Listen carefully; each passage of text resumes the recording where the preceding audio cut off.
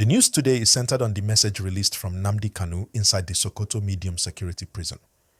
His brother, Prince Emmanuel Kanu, and his lawyer, Dr. Maxwell Opara, visited him and brought out a detailed statement that has suddenly shifted the national conversation again.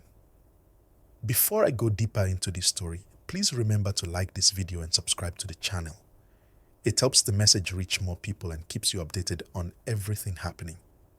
According to the message they delivered, Nnamdi Kanu said that his conviction was not legally valid because the law used to convict him had already been repealed. He explained that no individual can be convicted under a law that is no longer active. He also said that the court did not consider his final written address, which focused heavily on the issue of fair hearing. He made it clear that fair hearing is a fundamental part of justice, and without it, no trial can stand properly. He went on to say that the evidence the court relied on was not included in the charge sheet and was never tendered as proper evidence during his trial. Yet, the court still used that material in making its final decision. He also complained that the court went back to charges that had already been struck out earlier by Justice Binta Nyako and still referred to them as part of the basis for the final judgment. From his point of view, these are serious errors that cannot be ignored. If you are watching this, please remember to like the video and subscribe so you can follow every update. After reading through the judgment, he said he found many inconsistencies and mistakes that, in his view, destroyed the credibility of the verdict. He therefore called on judges, lawyers, magistrates, and legal scholars who genuinely care about justice to study the judgment carefully and compare it with the Nigerian constitution and established legal standards.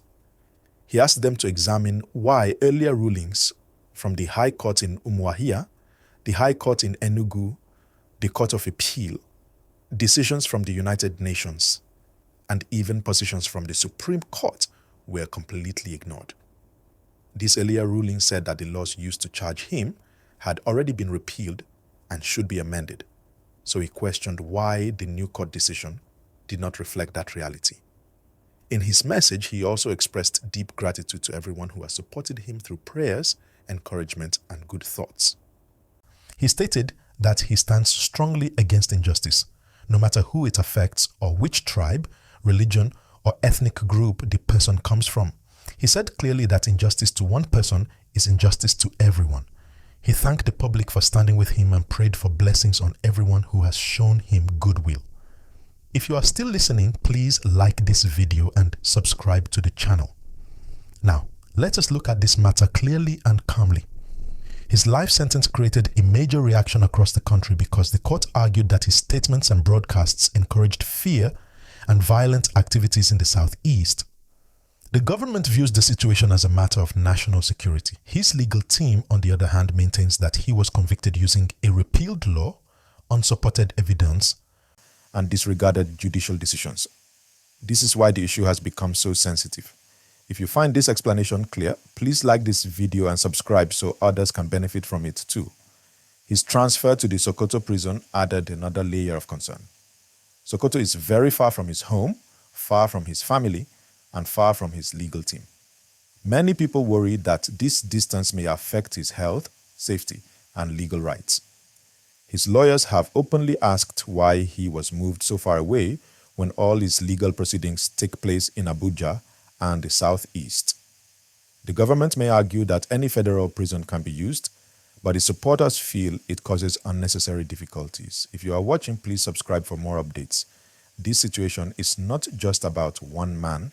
It involves history, emotions, legal questions, and national unity. The issues surrounding Ipubi and the agitation for a separate state have been present in Nigeria for many years.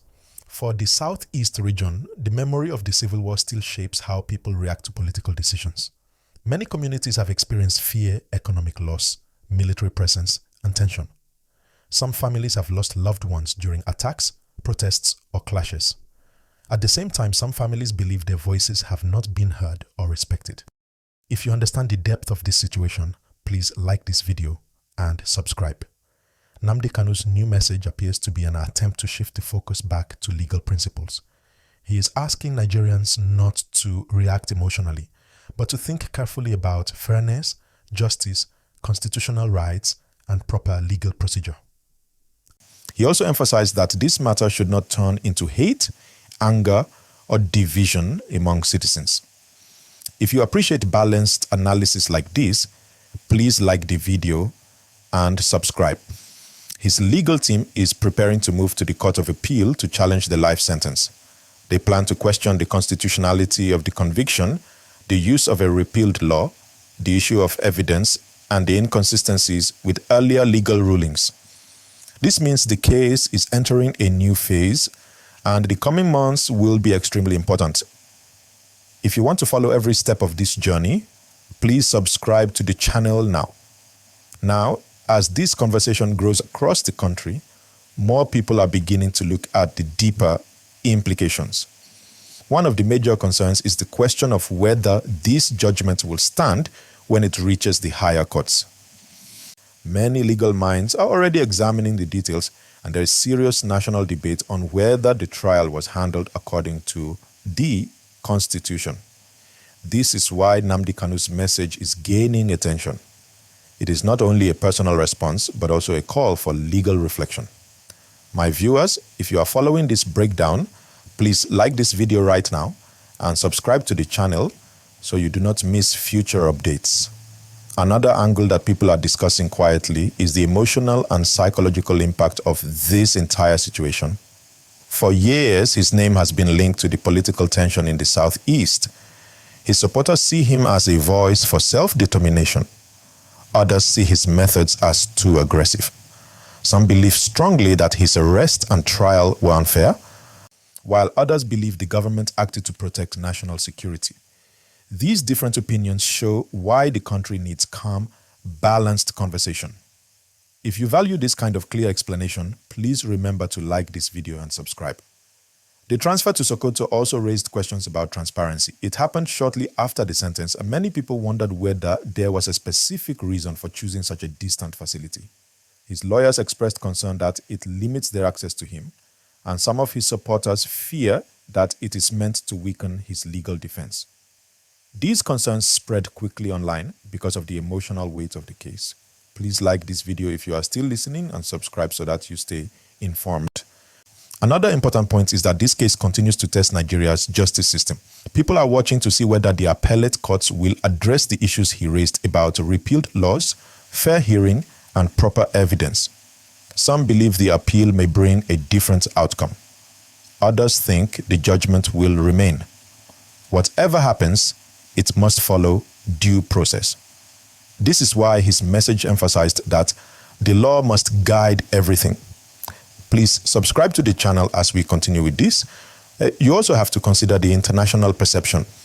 This case has been followed by organizations outside the country for years. Some international bodies expressed concerns in the past about the manner of his arrest and extradition. Others have asked Nigeria to ensure full compliance with human rights standards. The new message from Sokoto has once again drawn global attention because it touches on fundamental legal principles. My viewers, if you appreciate clear updates, please like this video and subscribe now. Let us talk about his supporters.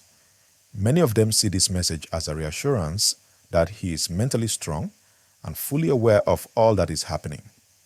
They were worried about him, especially after hearing about the transfer. This new message helps them understand that he is still focused, still reading, still following every legal detail, and still committed to advocating for fairness. It gives them confidence that he will continue the fight through legal means. If you are following this story carefully, please like the video and subscribe.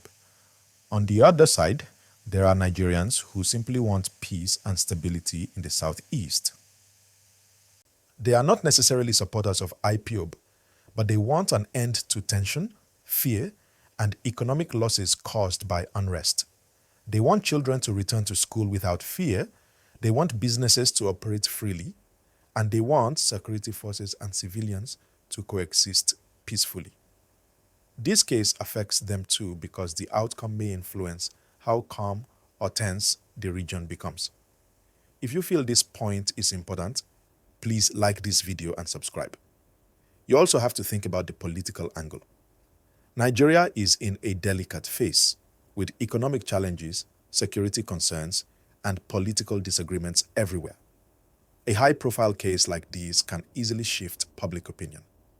Some political groups may use the situation to gain influence, while others may distance themselves to avoid controversy.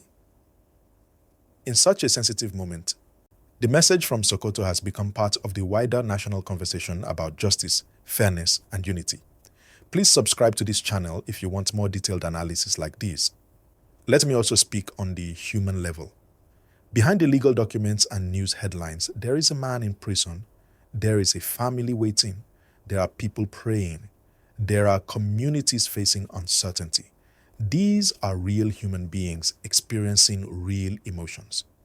When he talks about injustice affecting everyone, he is trying to remind the country that fairness must apply to all, regardless of tribe or belief. If you understand this human side, kindly like this video and subscribe. His legal team is preparing heavily for the appeal process.